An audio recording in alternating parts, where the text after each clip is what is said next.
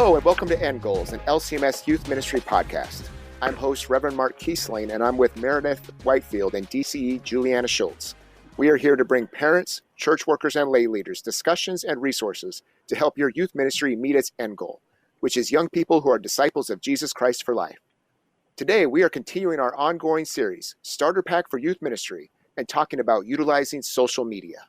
We are bringing you a series of podcasts designed to be a jumpstart for anyone who might be new to youth ministry or as kind of a refresher course for those of you that have been around for a while. We picked 8 key topics that come up in a lot of conversations with new or even long-term youth ministry practitioners, and we want you to talk about those to help you manage logistics and handle key issues as you develop healthy, sustainable youth ministry. If you want to know more about what healthy youth ministry looks like, you can go back and listen to our series on the 7 practices of healthy youth ministry that we've been putting out once a month for the last 7 or 8 months. So today we are talking about a topic that if you were to look at a youth ministry manual, say from 20 years ago, there would not have been a chapter or a section about that. And that is, we're going to talk about social media. From Instagram to Snapchat, Facebook to TikTok, there are a variety of platforms out there for you to connect with your young people. And certainly they are doing it peer-to-peer as well. Today, to help us have that conversation, we have with us Meredith Whitefield. Meredith, will you tell us a little bit about yourself? I serve as the communication specialist in the youth ministry office at the International Center. I started my communication journey in college. That was my major. I had no idea what I wanted to do with it, but I wanted to communicate with people. And then in 2013, I served as a YAF for the gathering in San Antonio. And by the grace of God, was put on the media team and absolutely fell in love with doing social media in a church setting. I kept those connections with some of those team members and kind of changed my focus in college of what I really wanted to do. And then I got my first job out of college at St. John Lutheran Church in Cypress, Texas, where I served as the media director for about 2.5 years before moving up here to St. Louis to serve as a communications specialist. And I've been doing that since 2017. So we all kind of grew up in different times of technology. Mark, what was your first social media platform? Yeah, so it's kind of an interesting story about that. So my first one was Facebook. Well, actually, to be honest, it was MySpace would actually been my first one. I kind of forget about that one because it's not really around.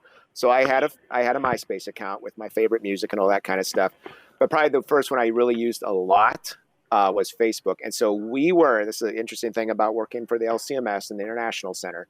We had to write, if you can believe this, a special petition to get to use Facebook in our ministry. We were the first office in the building to say, we think the social media thing is going to be around for a while. So we should probably start thinking about that, changing what websites we can visit on our work computers. And so we had to petition that. That was leading up to the 2010 youth gathering. So it was probably like 2008 or so. And so then Facebook would have been the first one that I spent a lot of time on. How about you, Juliana? So I started on MySpace. But that before that was a very avid user of AOL Instant Messenger all the way through college.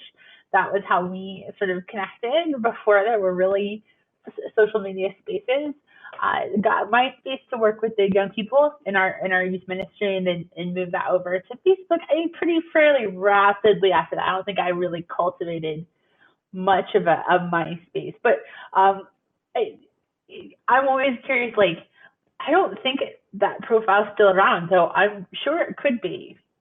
I'm not sure. Actually, I got an email a while back that was like reminding me I hadn't updated in a while and to come back and check us out. So that was probably a year or so ago. It was a little scary to go back into that.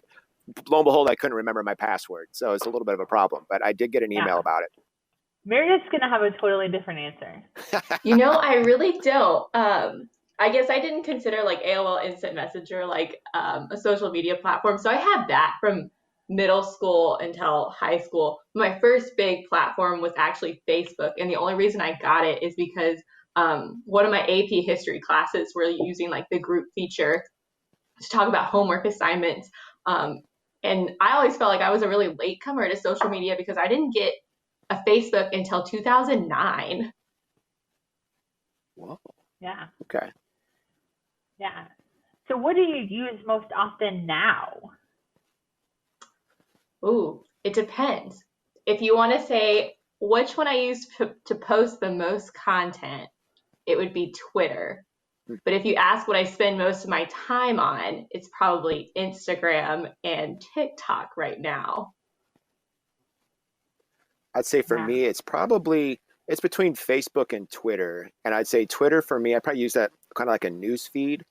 And certainly some relational connections, but I'm more checking out like news sites, trends, sports things, that type of stuff that I follow. And then Facebook's probably more relational for me. And then certainly with work stuff, we do a lot on Facebook with our adult leader page. So I'm on there a lot connecting there. So probably those are my top two.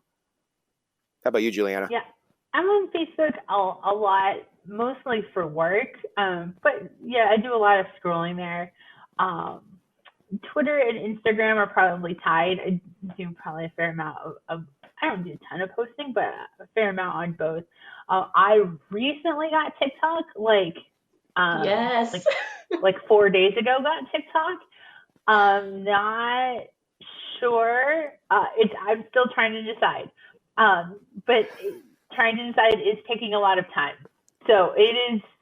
It has sucked me in quite rapidly. So we'll see if that sticks or not. Well, that Um, gives me some encouragement because I have not yet to do that. So I got to do that. You I'm have to start glad. by watching TikToks first, and then eventually you'll be like, you know what, maybe I should download this app. Yeah, there's a lot of interesting. There's a lot of dancing. I don't know if that's just Yeah. TikTok trying to figure me out still. Algorithm hasn't kicked in yet, but definitely a lot of dancing. So what do you see like personally? What is one of the benefits of social media, or maybe what is one of the pitfalls to social media in your life? Meredith. To me, it's a lot. I can see both sides of benefits and pitfalls. Um, for me, living so far from family, it's a really good way to connect with people, my family and my friends from back home, and just all the different circles of life, like high school, college, and then your professional life. But a pitfall is just like it's really easy to get sucked into the social media world and thinking that that's all that matters and what's on it is true. When in reality, that's not the case at all. Um, but I try to stay more on the positive side of like being able to connect and build those relationships and continue those relationships online. That's great. How about you, Juliana? Yeah, I similarly living far away from my family, but then also wanting to kind of keep tabs on the families and young people and adults from my previous congregations, um, previous stages in life. So Facebook and Twitter and Instagram are all great places for me to be able to do that. I also love that it gives me a glimpse inside the lives of the young people that are in my current congregation. So I can see a parent's post and then be able to ask that young person about it when I'm at church on Sunday, and that engages the conversation at a whole different level. But the pitfalls for me are just I tend to, anything I post, think twice or three times, and then I have everything drafted and deleted. Probably 80% of the content that I come up with. So I spend a lot of time creating something that I don't ever put out there because I'm a little afraid of what responses might be or not be, whether it's appropriate or not. And so then that becomes this whole give and take of what should I have on there, what shouldn't I have on there. Is it really social if I'm just lurking and everyone else posting, that give and take that you're trying to cultivate with that? And I'd say mine are very similar to both yours. I think of some of the people like from my high school that I'm still able to connect with and know what's going on in their lives when I would have had that opportunity without social media. That's enabled to do that and family as well. And I think just the information we're able to get in a healthy way in terms of what's happening with people. I think especially like when maybe significant events happen or maybe crises happen too, that we're able to see and care for one another in ways that we wouldn't been able to in the past, and to have good information about it. Pitfalls, I think, very similar. I've decided now too that I can't remember if I think it's just maybe through the operating system is that like I've got a time limit on some of the social media apps so that it actually will shut it down for the day. just because, man, 15 minutes can go quick when I open up Twitter and I start getting onto a topic and seeing how people are reacting to it. And all of a sudden I look at the clock, it's like, what just happened? And so I got to really watch that and be disciplined. And so I'm using the technology to help me use the technology, so that I don't do that and keep things moving and not spend too much time on it, because it can be like just a time black hole that can get away from me. So trying to always be disciplined that way. Yeah, Barna just released a book called Faith for Exiles, where they shared that a typical 15 to 23-year-old takes in, on average, 2,767 hours of screen media a year. That is an astounding number of hours per year dedicated to screen media. And that's not exclusively social media, but it does give us a marker for how infinite that scroll can be, the black hole of just kind of scrolling through can be. But we know that they also say that an average typical 15 to 23-year-old only takes in about 153 hours per year of spiritual content. That's any kind of spiritual content. That number increases a little bit for active Christians, but not nearly to the number that we're seeing of screen media hours. So we know the impact that those hours have, and that the endless scroll has, and we have to think about how that feeds our young people, how it disciples our young people, and how we need to approach that kind of content. Yeah, and social media isn't something that we're going to avoid anytime soon. So no matter how much you might not like TikTok or Facebook or Twitter, that's the way our young people are communicating and building relationships and getting information. Nowadays, that's how they're connecting with their teachers, their coaches, and their youth leaders and pastors. So it's really important to just at least be knowledgeable of what's going on this social media sphere. So one of the questions we hear a lot of is why should we be using social media for youth ministry? What's the purpose of social media in youth ministry?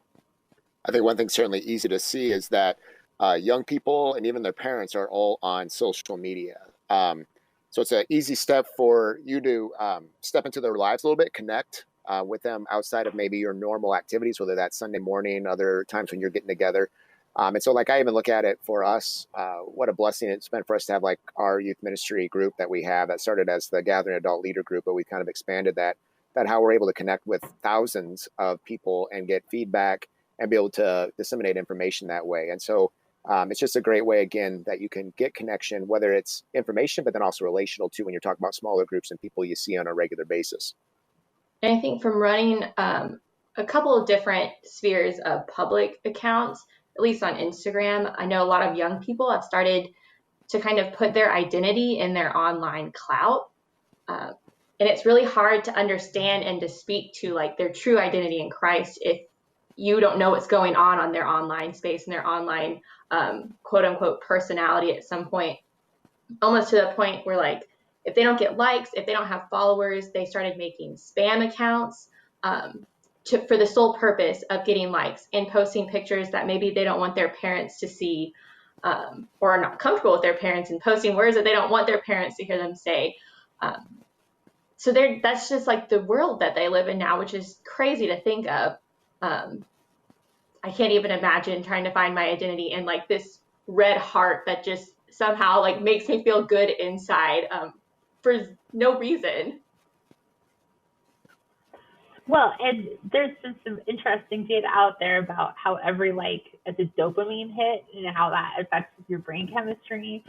There's much smarter people who can explain it better than I can. But certainly there's even brain chemistry, especially for young teens, that happens when a post has a lot of different likes, or they're able to see people approve of things that they're doing or posting as they do that. And they're just a very curated generation. They have a very specifically curated content on their site. And so it can really be a place where we can think about how are they framing that identity? How are they thinking about that? And how can we speak into that with God's word and God's promises of our identity in Christ? There's not a ton of quality Christian content that I see on social media. Hopefully there's a growing amount of that. I think as more youth ministries, church organizations are getting into that realm, we're seeing more of it.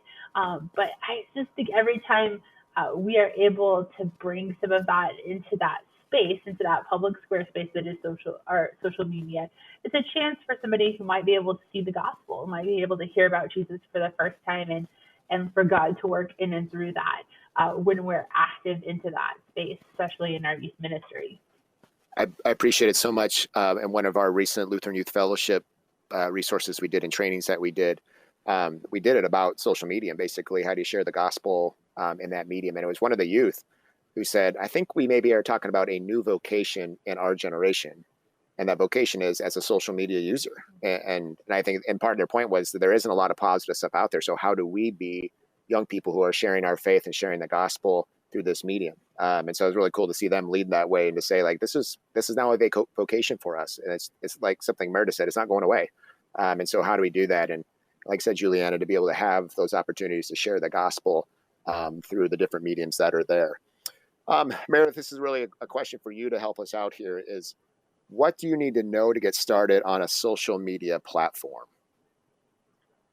Easiest way, give you a couple of steps. First of all, with any social media, you've got to know who your audience is. Are you trying to reach young people? Are you trying to reach their parents? Are you trying to reach your congregation? Or are you trying to reach people outside of the four walls of your church? So once you have decided that, each platform kind of talks to different audiences differently. So once you pick that audience, then you can start curating what message you want to give, what those words look like, and how you use the platform differently. And then you kind of want to start getting into what kind of content do those audiences want to see? Do they want to see pictures of their youth night? Do they want to see pictures of like an upcoming event? Here are all the details. So you want to get with their attention. You can spend a lot of time digging into any platform's algorithm of how to get on somebody's screen and how long it lasts and how many times they see it. Obviously, there's a lot of information on that. We don't have time in a 20-minute episode to dig into. But I think there are books written on Facebook algorithms. You can take classes on Facebook algorithms just to get in front of those people. But the main thing is knowing your audience and then crafting that message. And crafting the message can be as easy as going off of what your church's mission statement is. In all of these platforms, I think, as Meredith Griffey, like truly like very visual, right? So thinking about keeping your messaging short, to the point. There's not a 1,000-word post. It's a 3 or 4 sentences. How can it include pictures or video? How can we make it interactive, right? So I think some of the best ways to get people to be able to see your posts is to get them to interact with your posts. So those kinds of plans are places to start to be able to think about how you what kind of things you're going to put onto your social media. And every platform offers something different. Twitter offers something different than TikTok, offers something different than Instagram, offers something different than Facebook. So really knowing which one you want to spend your time in and just kind of like really diving in on how can I use this platform to the best of my ability. Maybe let's talk a little bit about platforms, right? There's a lot of different platforms that we can be on. We asked in our LYF poll just to kind of gauge like how frequently they use different platforms. Meredith, you mentioned a few of them. I was really surprised in a much different breakdown than we had in the 2016 gathering. The 2019 gathering really only had about 20% of young people who are checking Facebook daily or multiple times a day, whereas we're seeing, almost 75% of them checking Instagram at least a few times a day, upwards of over 80% checking messaging and Snapchat at least several times a day. 34% of them say that they're checking Snapchat almost constantly. and a much higher percentage of them using YouTube. Then maybe we didn't ask that last year, but that was one that we saw a huge percentage of. Actually, a fair bit that are on Twitter, a little less than Facebook there, but there's a ton of different platforms. So how do you manage? Do we need to be on all of them? Is it possible to be on all of them? Possible, but not recommended. If your youth say that they're on Instagram, there is no reason you should make a Facebook page for your youth. You don't have to be on all of the platforms. I'd rather people, focus on the one and put a lot of energy and effort into that one, because then information gets messed up and it's like playing the telephone game across social media platforms. And you really you want to be where the youth are. So if they are on Snapchat, that is probably where you should invest some time, or at least understand what's going on Snapchat. Like we mentioned earlier, there's like these spam accounts that youth have made where they can post their like real pictures and all that stuff. So just being aware of what's going on all the platforms kind of keep the conversation relevant. Juliana, you mentioned there's dancing on TikTok. It's kind of good to know that at least you know that there's dancing on TikTok. You don't have to know how to do the dance or know anything about it, but when your youth come up to you and say, hey, could you do this dance with us for a video? You're at least kind of aware of what's going on. I did appreciate that TikTok curated for me content for kind of middle-aged people trying to figure out how to learn the dances. There was an instructional TikTok from someone on it, which I appreciated. Because I was like, how are people figuring this out? So it took a little bit of the magic away, but it helped. But that's, I think, one of the pitfalls is trying to be on everywhere and not really ever creating quality content. So really focusing in on where you're going to be active, engaged, creating quality content.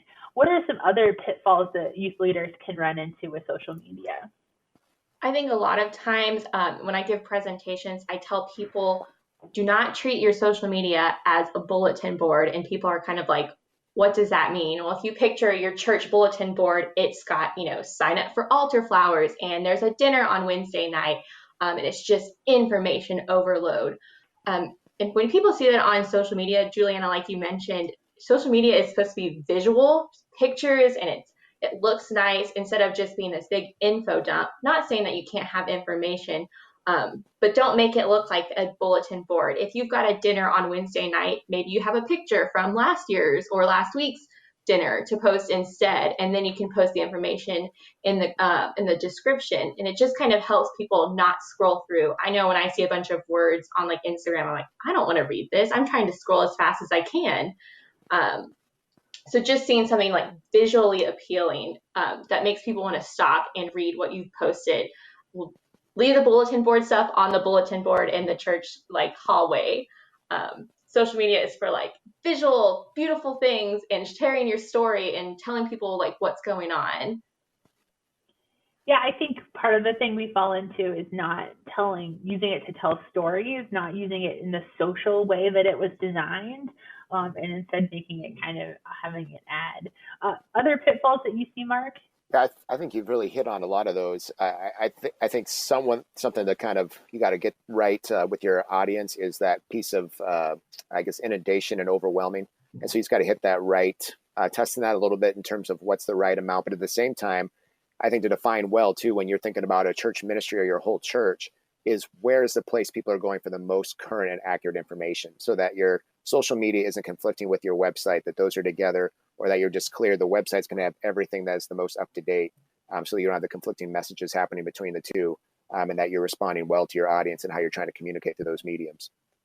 I think one more to be careful of is just watching risk management when you're talking about social media, right? So Snapchat is one of those where information does go away theoretically, so that you are making sure that you're taking the time to make it accessible to more than one person, or that multiple people have access to maybe your account, especially if you're talking one-on-one with young people, just to make sure that you are that you're keeping records and that communication is above reproach. I think one, too, that maybe Juliana came out in our research with millennials too was maybe some of the messages that would get provided would be stated maybe without intentionality sometimes about whether it's like a whole generation or a whole people group or about something to where sometimes it could be push people off pretty quickly too. So I think you mentioned it about how often you edit comments, but there's something to say about that when we talk truth and Christian love is that our comments are our posts wrapped in that love, especially when I think when we're in ministry leadership positions, to think about how is that communicating to our young people or to our church about them or about people they love. And then also, what does it say about us as a Christian too? So I think it always takes that extra. For me, it's always kind of that extra review, maybe of what you're posting, and then if you're doing it on behalf of the church or your ministry, be thinking about that too. So it makes us all, I think, better communicators. And so there's always that piece like, would you say this in front of someone else? And to be thinking it through that, as Christians, let's be doing that as well when we think of our social media platforms. So we've heard about some of the pitfalls maybe in using social media. But we want to certainly go out on a good note, and we've stated a lot of the great things about social media too. So maybe just to bring together some of those things we've already talked about, but then also thinking specifically about your youth ministry. Meredith, what are some of the ways, again, that social media can really be a help to youth ministry? Yeah, I like to tell people that when you have something, if you are being Christ-like on social media and you are just so full of the Holy Spirit that you just want to share the gospel with people, if I share the gospel on my social media, that goes to 300 of my friends. And if somebody on that really likes it, then it can go to 300 of their friends. And it just so quickly can multiply of how fast that you can share the gospel with people. And I really wish that when I was in youth group back in high school and middle school, that we would have had social media to connect with people.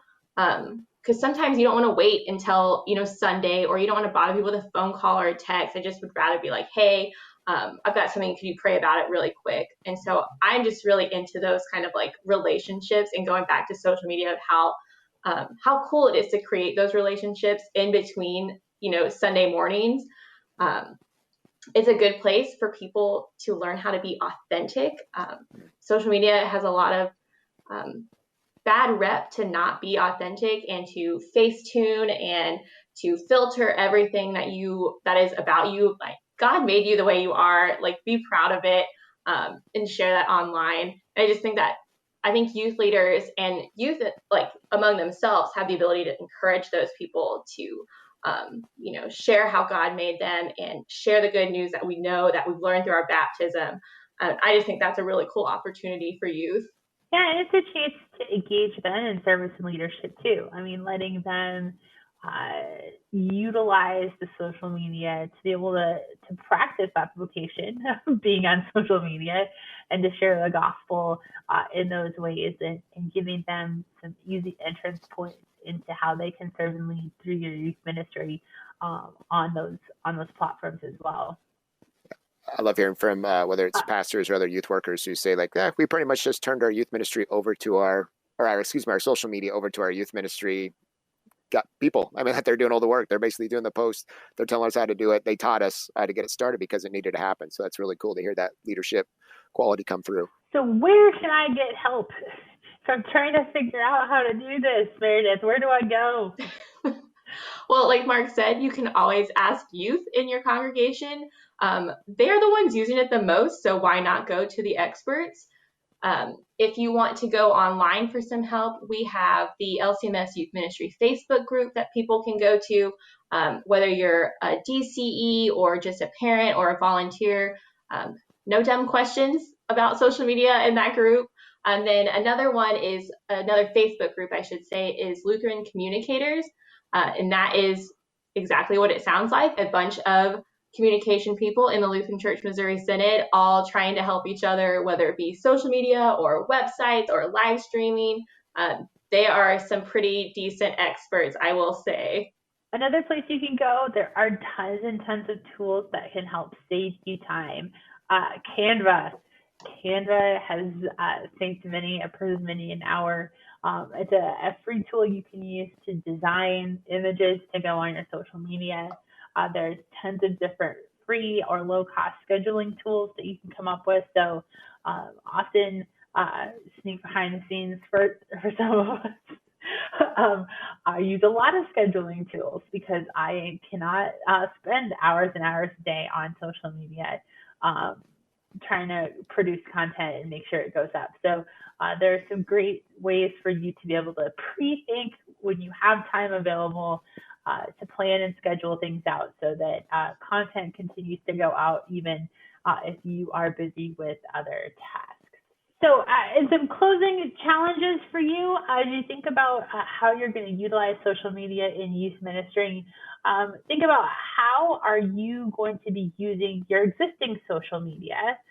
So thinking through what you already have in place and how can you evaluate what's going on there, maybe using some analytics or maybe just talking to folks in your congregation to see what you're doing well and how you might improve. Also, what are some social media platform or tools or idea you might want to try, and how can you plan now to do it well?